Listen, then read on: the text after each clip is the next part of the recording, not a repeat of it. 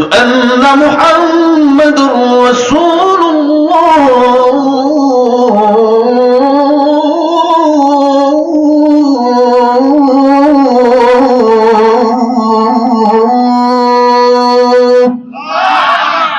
আর দেব কেমন লাগতেছে? দৌড়া বসতেছে, দেওয়ার একটু শুনবেন।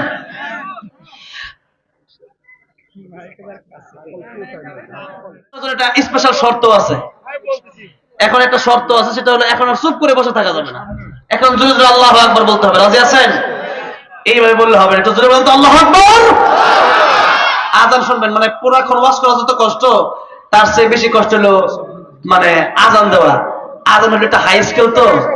আলহামদুলিল্লাহ, আল্লাহ তোমার আজান দেওয়ার তৌফিক দিছে। আমি আরবে গিয়া, সৌদি আরবে গিয়া, যেখানে গারে হারা, যেখানে কোরআন নাজিল হয়েছে, সেখানে একটা মসজিদ আছে, মসজিদে বেলাল। সেই মসজিদে আল্লাহ আমার আজান দেওয়ার মতো সৌভাগ্য দান করছে। আলহামদুলিল্লাহ, আমাদের সৌভাগ্য না?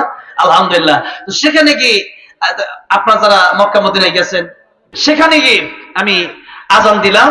তো সেখানে যে আজানটা দিলাম, এই আজানটা অনেকেই মনে করে এটা মক্কা মদিনার আজান, কিন্তু এটা হচ্ছে বাংলাদেশের আজান। কারি উবাইদুল্লাহ রহমতুল্লাহ আলাইহি আমাদের বাংলাদেশে একজন প্রসিদ্ধ কারি ছিলেন, বিখ্যাত কারি ছিলেন। তিনি আজানটা দিতেন, তিনি আজান আমরা শুনতাম রেডিওতে ছোটবেলায় আমরা। আর আপনারা তো শুনছেন, তিনি এখন নাই, ওনার কবরকে আল্লাহ জান্নাতের বাগান বানানোর জন্য আমিন। এই সুরে উনি আজানটা দিলেন, যে সুরে আমাকে আমি দেই আর কি। আমার তো পুরোপুরি হয় না, কি কিছু কোনো রকম হয়, তাই আপনারা এত পাগল। আর ওনার আজান যদি সরাসরি শুনতে পারতাম, আজান শুনতে হলে প্রত্যেক লাইনের শেষে জোরে জোরে আল্লাহু আকবার বলতে হবে। রাজি আছে না নাই?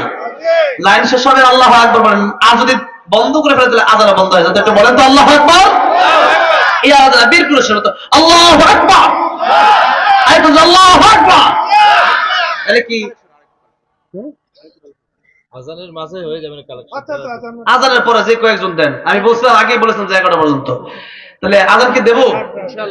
শেষ করে দেবো। দায়িত্ব আবার একটা দিয়ে দিছি। রেডি সবাই আল্লাহু আকবার বলার জন্য। আল্লাহু আকবার, আল্লাহু আকবার। এই আওয়াজে কিন্তু দেব না ভাই, আমি আওয়াজ দেবো, আপনারা চুপ করে থাকবেন, তাই হবে না। তো জোরে বলুন আল্লাহু আকবার। আল্লাহু আকবার,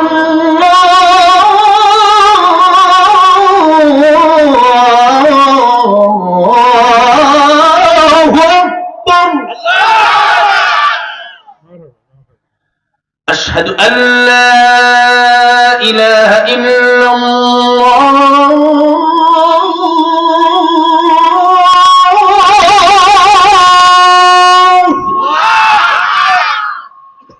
أشهد أن لا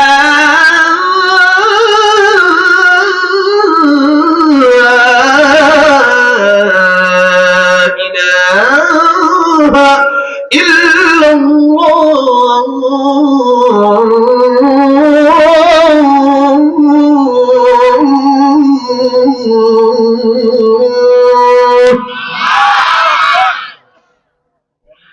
أشهد أن محمدا رسول الله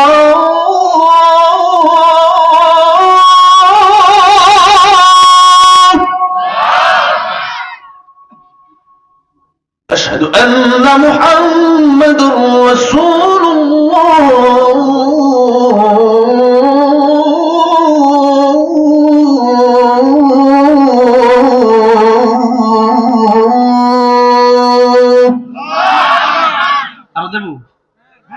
কেমন লাগতেছে? দৌড়া বসতেছে, দেওয়ার একটু শুনবেন।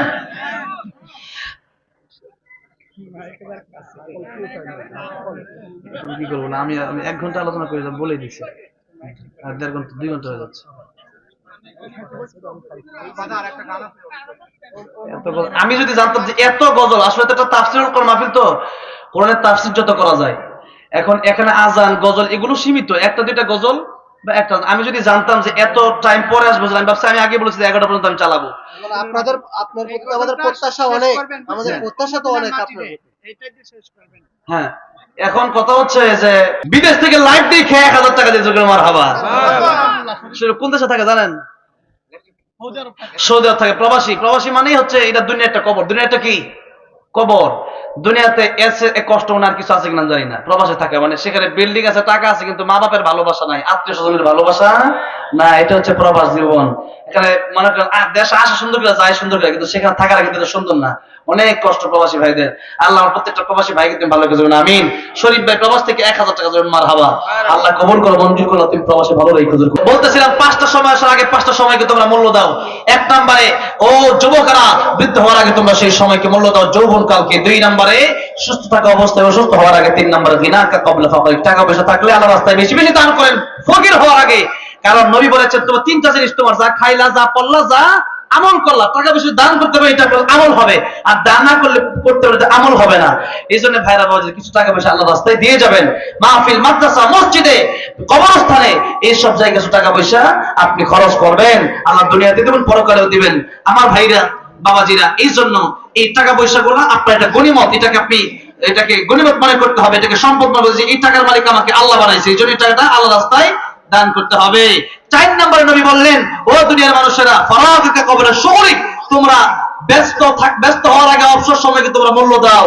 কারণ মানুষের চিরকাল সময় অবসর থাকে না, মানুষ যত দিন তত ব্যস্ত হয়। কি হয়? ব্যস্ত। আর কি আছেন? 500 টাকা, 1000 টাকা, নাম কি? 500 টাকা হোক, 200 হোক, 100 হোক, তারপরে এখানে শরীক থাকেন ভাইরা বাবুজিরা। নবীজি 5 নম্বরে বললেন, হায়াতাকা কবলা মাউতিক, মৃত্যুর আগে মানে মরণের আগে তোমরা ভালো হয়ে যাও। আমি টাইমের প্রতি এত গুরুত্ব দেই যে আল্লাহ বলেছেন ওয়াল আসর, আল্লাহ বলেছেন ওয়াল আসর, সময়ের কসম আল্লাহ খেয়েছেন।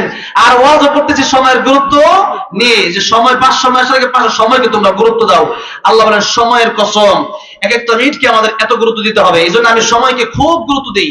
এই জন্য আমি বলছি 9:30 আসবো, প্রায় এই কয়েক মিনিট এসে দেখ হয়েছে কি 9:30 না আসছি। এই জন্য টাইমটা আমি প্রচুর গুরুত্ব দেই। নবী বলেন হায়াতাকা কবলা মাউতিক, মরণের আগে তোমরা ভালো হয়ে যাও। কারণ কার মরণ কখন আসে বলা যায় না, যে কোনো সময় মালাকুল মউত আজরাইল হাজির হয়ে যেতে পারে। এই জন্য কবি বলেছেন, আমার মরণ আসিবে কখন কেউ তো জানে না, আমার মরণ আসিবে কখন। আলহামদুলিল্লাহ, আপনারা যারা এখানে এতটুকু বিশ্বাস করে মরণ আসবো, কেউ জানে না মরণ কখন আসে, কারো জানা। আগামীকাল আমাদের মৃত্যু হতে পারে। আজকে জীবনের মাহফিলটা, এই মাহফিলটা আমাদের জীবনের শেষ মাহফিল হতে পারে, কি পারে বলেন?